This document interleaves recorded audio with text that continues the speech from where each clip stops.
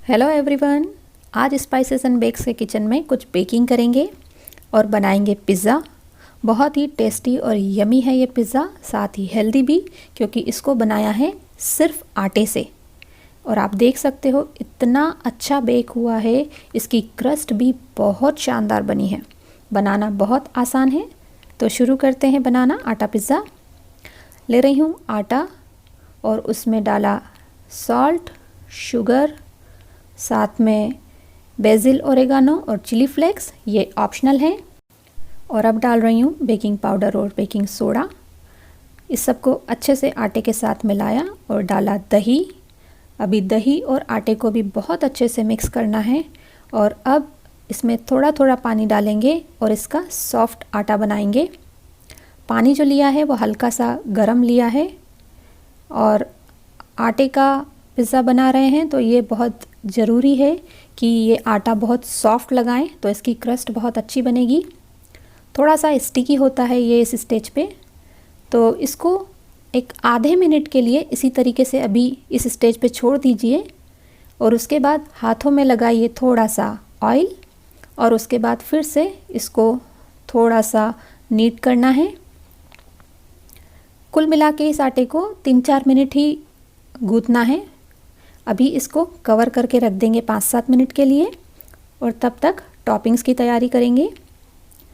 मैं ले रही हूँ अनियन, टमाटो, कैप्सिकम और स्वीट बेल पेपर्स, एलेपिनोस और पाइनएप्पल।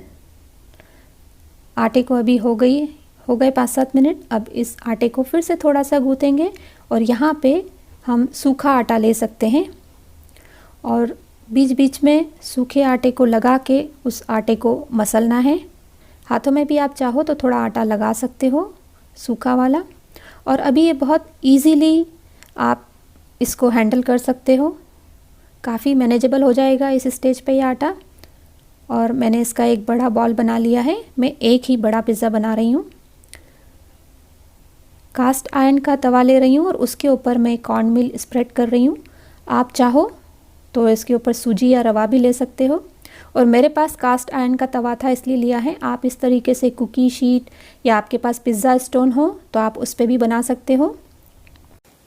मैं इसकी एक बड़ी रोटी रोल कर रही हूँ और उसको मैं डाल रही हूँ तवे के ऊपर और अच्छे से मैंने उसको एजेस से चिपका दिया है, हाथ से हल्का सा प्रेस करके इस तरीके से।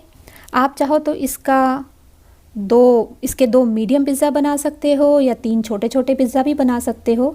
ये मैंने इसका एक बड़ा पिज़्ज़ा बनाया है।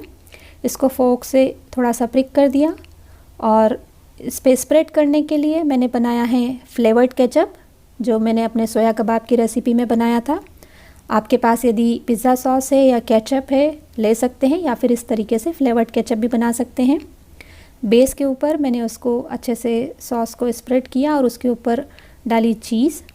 मेरे पास मोज़ारेला नहीं थी तो मैंने मैक्सिकन ब्लेंड चीज़ यूज़ करी है। और घर पे बना रहे हैं तो हेल्दी तो है ही, फ्रेश इंग्रेडिएंट्स हैं। और अब आप अपनी पसंद की जो टॉपिंग चाहें और जितनी चाहें आप इस पे यूज़ कर सकते हैं।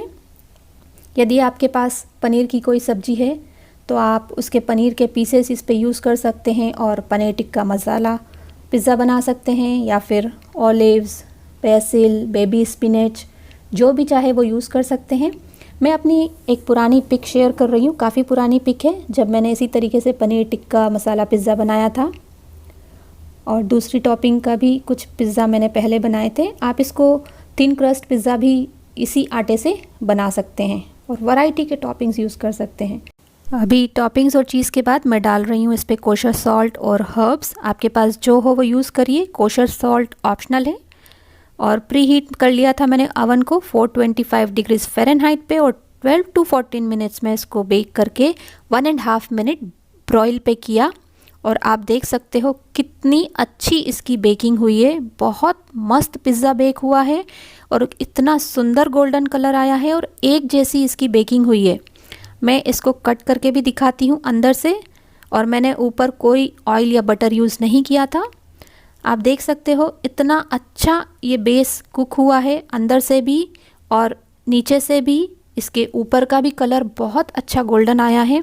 बहुत बढ़िया पिज़्ज़ा बना है। अगली बार जब आपको पिज़्ज़ा बनाना हो तो डेफ़िनेटली इसी रेसिपी को ट्राई करके बनाइए। आपको ये वीडियो और रेसिपी अच्छी लगी तो इसको लाइक और शेयर करिए, और मेरे किसी रेसिपी को यदि आपने ट्राई किया है तो आप उसकी पिक मेरे Facebook page Spices and Bakes पे शेयर कर सकते हैं। Thank you so much for watching. See you soon with my next recipe. Bye.